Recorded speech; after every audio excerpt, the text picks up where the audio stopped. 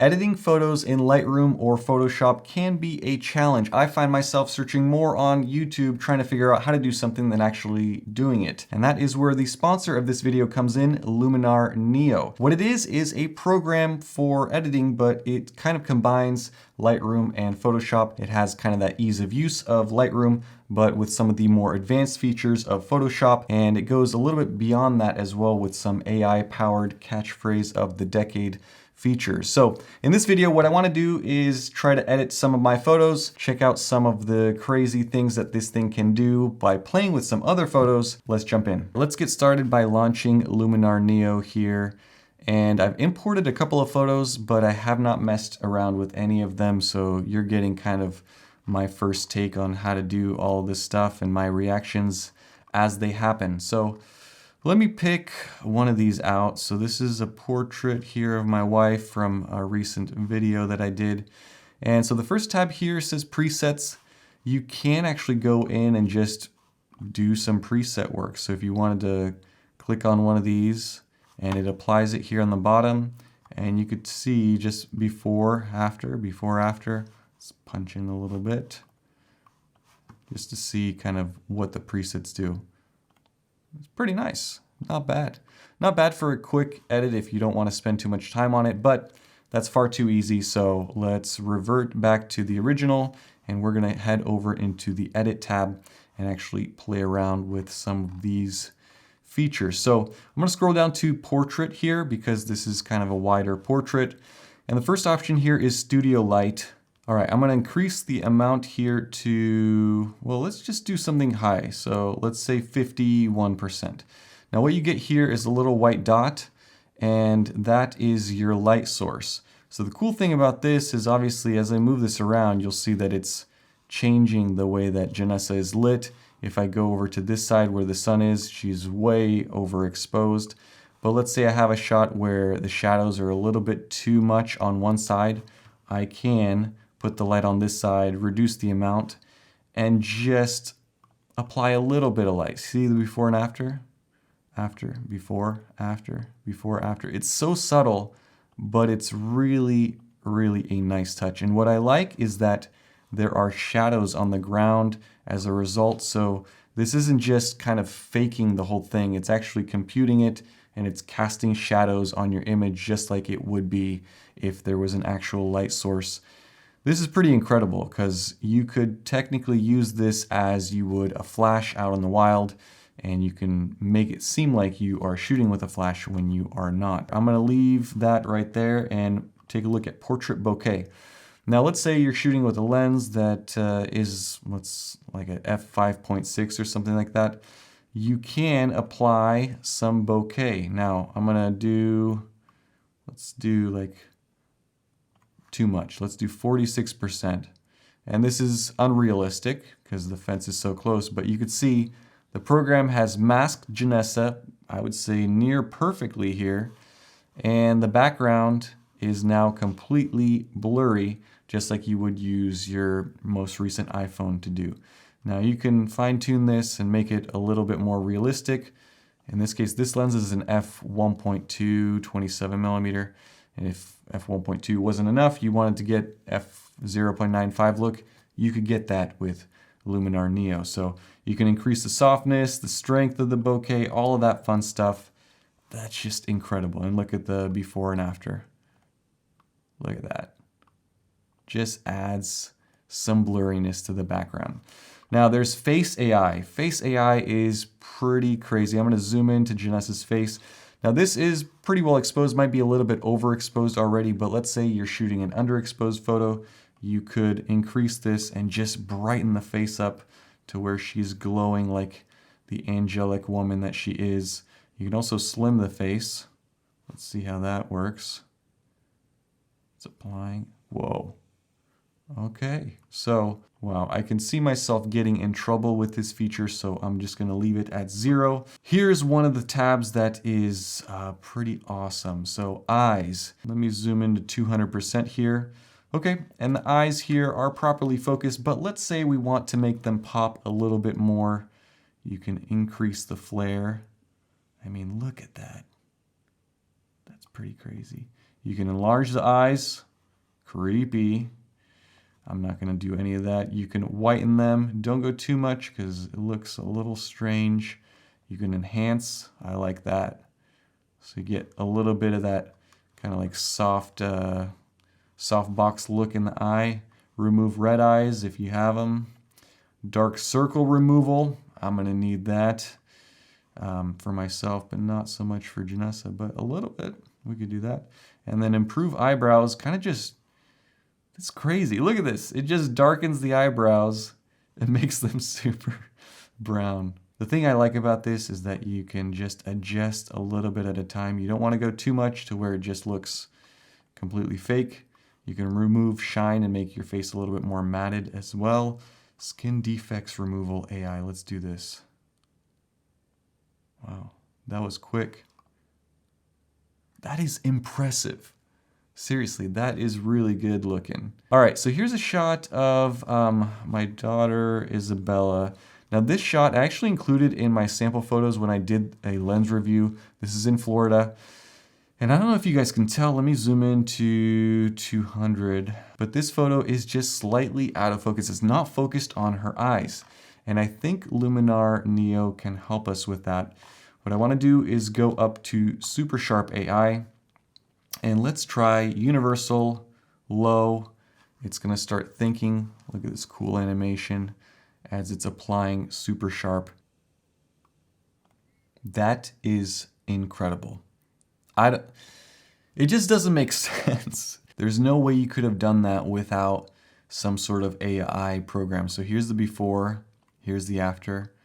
And look at the eyes, because just the eyes are in focus, they're sharp. Yeah, it messes with the hair a little bit. It kind of moves the focus back. But look at that when you zoom out. Her eyes are in focus. All right, some other things. Let's just play around with sun rays because I'm just curious. So you could just put sun rays here on this side, pretend like the sun is coming in from that side. All right, let's take a look at this photo of my wife here. I'm gonna go into the edit tab and you can see this happens sometimes where the background's nice and bright, but your subject is dark. And so there's not adequate lighting on the subject. I'm gonna try this Relight AI and we're gonna see what happens when we, whoa. Look at that. So brightness near, you can reduce the background, but it's not perfectly masked here. So you can see at 200%, around that hairline right there, it's not masked correctly. So I can adjust it. So I can go with the brush and I can paint where I want the mask. And let's see if that helps us. All right, let's go back, adjustments. That is so cool. So look, I didn't even paint the bottom of her arm and look at the before and after. That's crazy. And so the tip of her nose is a little dark too. So let's go back to mask. We'll add a little brush here, the cheek, and we'll round this out. So this part of the hair and then shoulder, and then arm, and I guess the rest of this. And I guess her hand should probably be in it. But how cool is that? Look at that. Before, after, before, after. And the background, the key here is the background is not changing at all. Let's pick out another one. So here's one from a recent video. And let's see if we can go into edit and just erase some stuff. So there is a, where did I see it? Where did I see it? Erase right here. And let's say I want to erase whatever this is. It's like a construction vehicle post. Let's see what happens if I just decide to erase this whole thing. Let's go all the way up. We'll do that little line as well. And erase.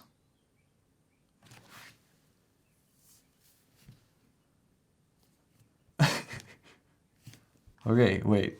Let's try that again. So I'm gonna zoom in. I'm gonna zoom in over here. Oh, hold on. Let's see. Ready? Hit the button. What in the world?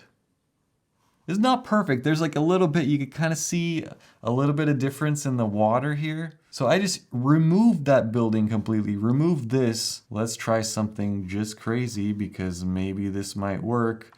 Let's say we didn't want Janessa to be in this photo. This program has to replace all of the background somehow. What in the world? Look at that. We just erased that post, we erased that building, and we erased Janessa in 2 seconds. It didn't do a perfect job with Janessa because you can see that roof in the background, but I would just erase that too. For me to do that in Photoshop would have taken 45 minutes. I mean, I've tried to do stuff like that, removing people.